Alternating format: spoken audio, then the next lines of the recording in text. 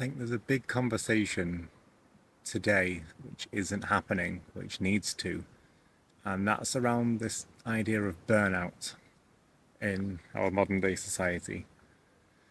It's definitely something I've struggled with and grappled with a lot over the past couple of years because the difficulty is realizing when or if you're burnt out.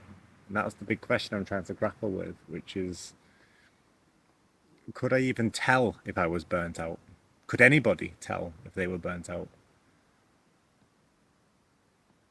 One way of thinking about it is when we think about a river which is flowing downstream, most people would assume that when we talk about the river, we're looking at the water and only the water.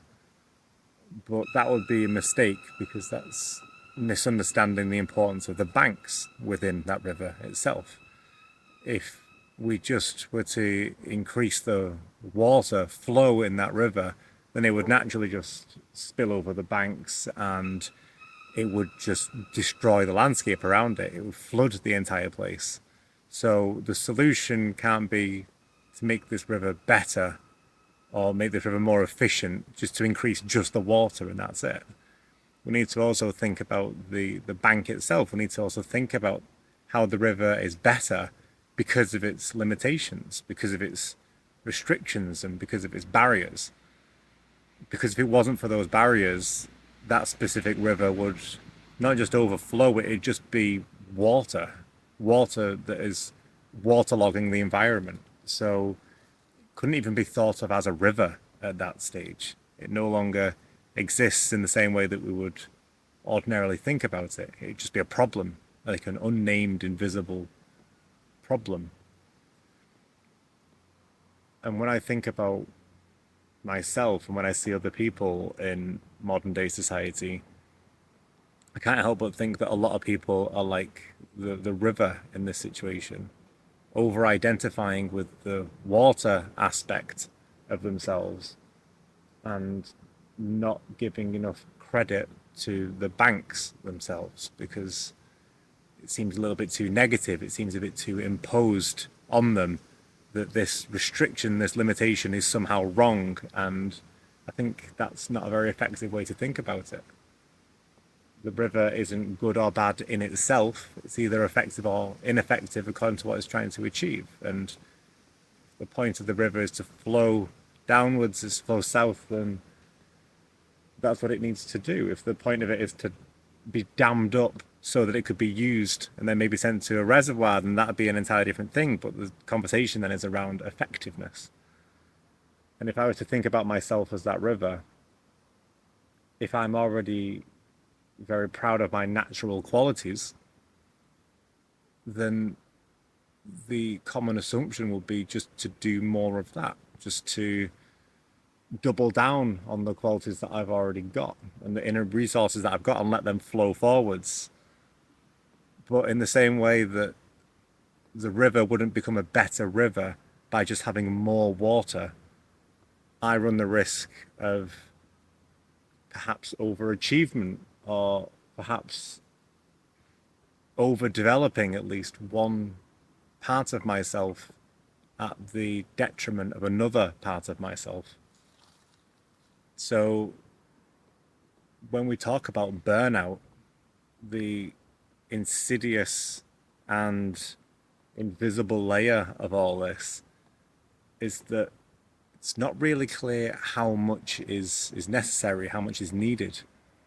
There's no clear boundaries on that, and perhaps that's what we need. We need clearer boundaries, we need clearer rules, because otherwise we'll just have this huge excess of positivity where I could be proud of being one thing, but I could be an even better version of it if I just had more of it. And that's just not true. It might seem logically true, it might seem instinctively true at first, but it's just not true. A river isn't a better river by having more water. And perhaps I'm not a better man by just developing more masculine qualities alone.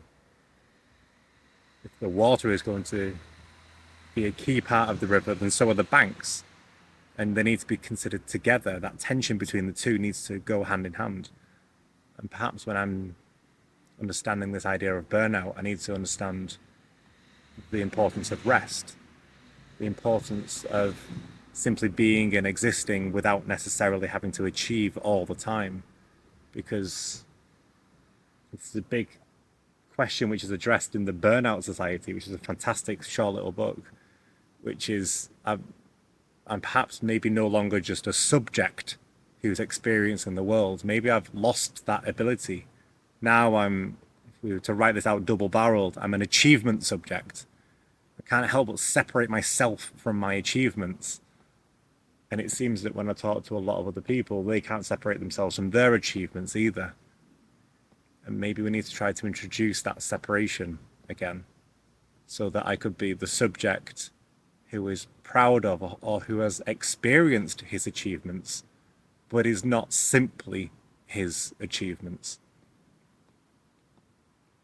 Perfect example for all this would be the fact that I'm aware that when I started recording, it was already quite dark and now you can barely even see me in this forest. And if I was going into my perfectionist achievement mindset, I'd be thinking this needs to be redone so it's clearer. But I'm intentionally not going to reshoot this because that's the only way I can overcome this issue of burnout, is by practicing. It's by leaning into the parts of me that I want to maybe colour over, or that I want to maybe hide in the background, or maybe want to improve. And actually, the point of all this is that I need to separate myself from pure improvement and from pure achievement. So even just as I start talking throughout all this, I come back to that original question that I might ask myself, which was, how is it that I'm going to realize even that I'm burnt out, if I am burnt out? And perhaps boredom or a slower lifestyle is going to be the solution to this, because just in the space of a couple of minutes of sitting down here in the woods and talking out loud to understand myself, not to come to a pre-given conclusion which I'd already planned. It's literally to explore. It's a meditation in the true sense. Perhaps I just need to spend more time ruminating and thinking and slowing down instead of just achieving, to separate myself from that achievement subject so that I could be the subject that recognizes his achievements. And maybe the first step in tackling this burnout is that separation. It's realizing that the river needs its banks to be a river. And perhaps and perhaps any human needs restriction in order to be able to appreciate its achievements.